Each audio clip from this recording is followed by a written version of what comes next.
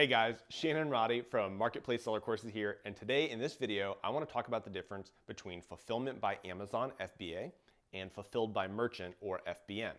So Fulfillment by Amazon means Amazon has 100 warehouses that are all used for their distribution, and what that means is you're going to send your products into one of their warehouses. They're going to inventory them, they're going to typically transport them and separate them into the different warehouses, and then when a customer orders your product, Amazon's going to ship it out for you.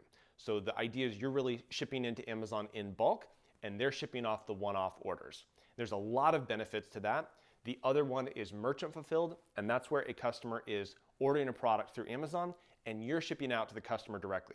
So it's a little more intensive in terms of the order fulfillment because every single time a customer orders, you have to ship it out. Now, a lot of companies that start off selling on Amazon, they're like, we'll just do merchant fulfilled and we'll just fulfill it ourselves. So let's talk about some of the key reasons why you might use one or the other, or in some cases, both, sort of what we call a dual fulfillment method. So let's talk about the primary reasons to use Fulfillment by Amazon. Number one is Amazon has 100 million Prime customers, like myself. I love Amazon Prime, and the problem with Prime members is we tend to filter by free 2-day shipping. So whether you're on the desktop or you're on your mobile application, there's a way that you can click a button that says, hey, only show me products that have free 2-day shipping. What that means is that 80% of Prime members filter by free 2-day shipping. They never even see your product if it's fulfilled by merchant, okay? Here's the other challenge with that. Prime members tend to spend 2 to 3 times more than non-Prime members, okay? So if you don't use FBA, you're missing out on a huge component of sales in terms of the overall Amazon marketplace and just discoverability. A lot of customers are never even seeing your product. Okay, merchant fulfilled can be really great for some products. And one of those would be if it's a very, very big product, it's very, very difficult to ship. It's not going to be cost effective to store or ship at Amazon's warehouse.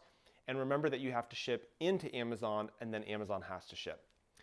Amazon only charges you a pick and pack fee as well as a monthly storage fee. So be sure that you're aware of both of those. A lot of companies say, well, Fulfillment by Amazon is too expensive. So what I want you to actually do is make sure that you do a couple things. One, check out the FBA Calculator. We'll put a link in the comments section below. But two, go through and actually see what your actual costs are. Your inbound shipping to FBA is going to be a UPS deeply discounted rate. So again, if you're shipping case packs, or you can even do pallets, or in some cases containers, you're going to be able to do deeply discounted rates for your smaller products to go into Amazon's fulfillment centers. The other challenge that companies have when having to decide between the two is if they have products that aren't shelf stable, like a frozen product, or they have a product that's meltable. So a lot of chocolate companies deal with this, and it's a big challenge because every time summer rolls around, they're not able to send their products into FBA. So what we recommend for these situations is what we call dual fulfillment. So one ASIN, that is one detail page for your product, but 2 SKUs. And typically we recommend if you have a SKU, you're gonna have your SKU for your merchant fulfilled and then SKU-FBA. And what this allows you to do is it allows you to send an inventory to FBA during the winter months where it's colder. And then come spring, you're able to shut off that listing and keep your merchant fulfilled listing going. This allows you to seamlessly switch between the two, and you don't ever have to worry about missing out on sales because you're converting one SKU to FBA and then converting that SKU back to merchant fulfilled. The other benefit of doing a dual fulfillment model is it allows you to continue selling a product even if Amazon's out of stock. In some cases, Amazon does inter-warehouse transport. So they're actually transporting your inventory from one warehouse to another, and that means it's not available for customers to purchase. In some cases, Amazon may find that there's a problem with one of your products or you got a number of returns and they temporarily shut that SKU down to examine it. So what that means is if you have a merchant fulfilled SKU that's also up and running, you can continue to take orders from customers, your campaigns can continue to run, and it allows you to continue selling. So whether you use FBA or merchant fulfilled or a hybrid model, it's important to understand all the ramifications. The last thing to note is if you're using FBA, there's 3 probably really critical things that you want to do.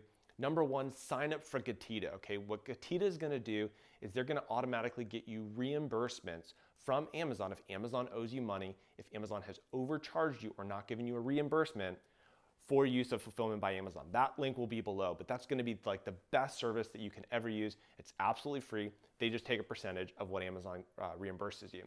The second thing is if your products, if you look at the reports and your products are oversized, like Amazon has basically scanned them in too big, and that's not actually the size of your product, you can ask Amazon to do what's called a Cubiscan. And this Cubiscan basically will allow Amazon to look at one of your products and make sure that they get the dimensions right, which means then Amazon is then going to be charging you correctly for every order that is fulfilled by Amazon, as well as your monthly storage fee.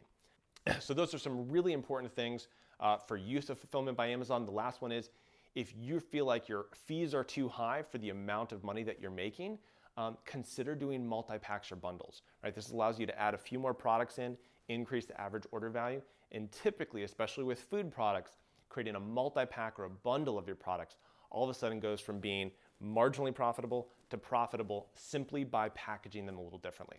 Anyways, that's the basic breakdown of Fulfillment by Amazon versus Fulfillment by Merchant. If you have any questions, comments, put them in the comments section below. And again, you can follow us online at Marketplace Seller Courses on Facebook, on YouTube, or Instagram. And be sure to check out the Marketplace Expert Podcast, where I do weekly interviews with top-tier Amazon experts teaching you awesome Amazon strategy. My goal here is to make selling on Amazon simple. Thanks for watching.